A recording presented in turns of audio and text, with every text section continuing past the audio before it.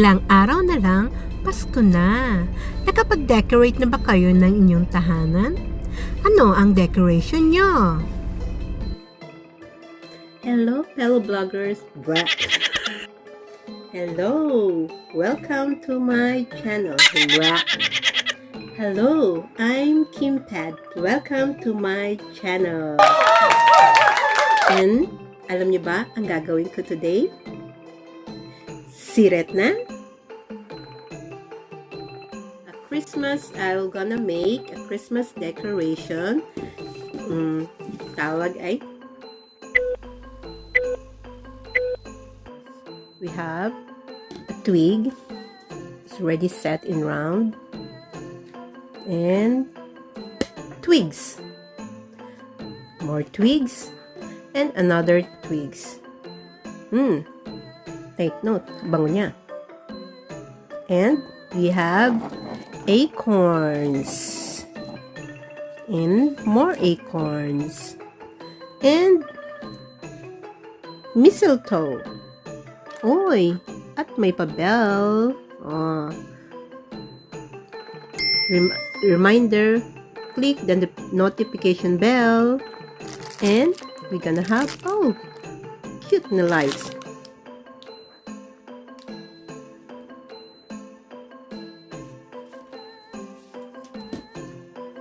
Okay, twigs and twigs.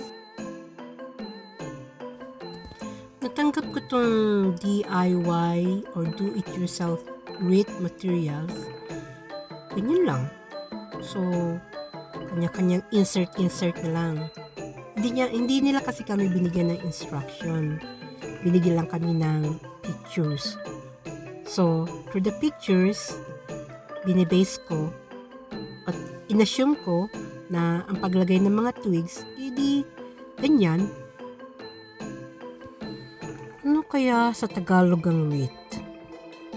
Napag-alaman ko, ang Tagalog ng wreath ay siret na.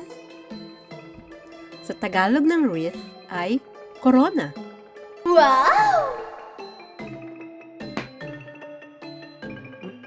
Ouch!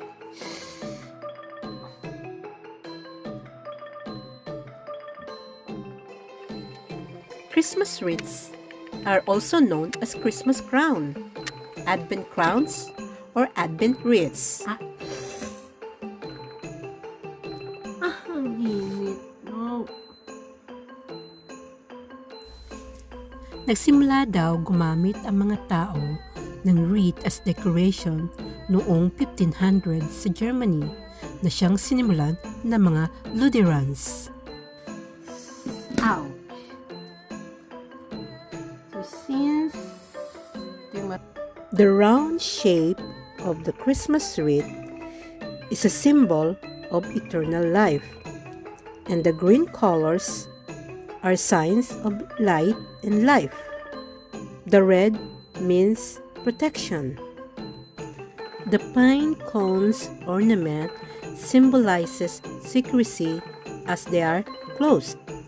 However, it also symbolizes unity of a blood or a chosen family. It also a sign of hope and represents immortality.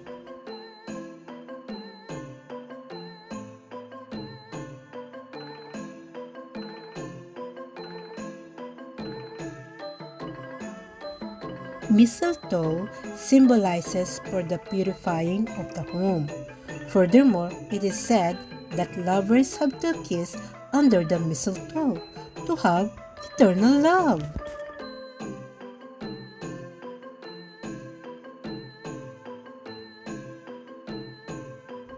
Now, lagyan na natin siya ng ribbon. Originally, may ribbon dapat, pero nang binigay nila sa akin ng materials, walang ribbon. Buti na lang, meron akong stock ng mga ribbons sa mga teaching materials ko. Okay, sundan nyo.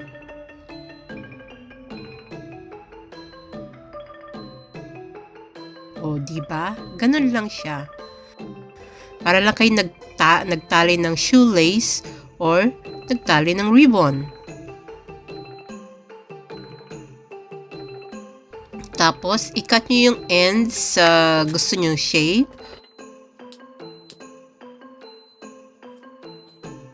Apply slight heat para maging smooth at hindi siya magpatastas. The bells represent a message of joy to all humanity through the arrival of the newborn Jesus.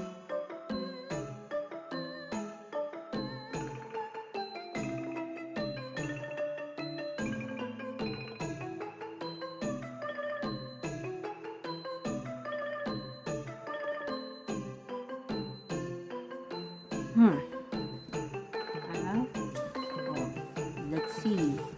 Ano ang itsura ng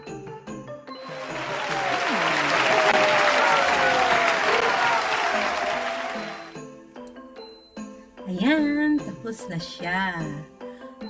Sa panahon ngayon, hindi na malaga kung magarbo o simple ang inyong dekorasyon sa Christmas. Ang mahalaga ay hindi natin nalilimutan ang dahilan na kung bakit tayo gumagawa ng ganitong dekorasyon, kundi para sa Kanya. This is Kim Pad na nag-iiwan sa inyo ng maligayang Pasko sa inyong lahat.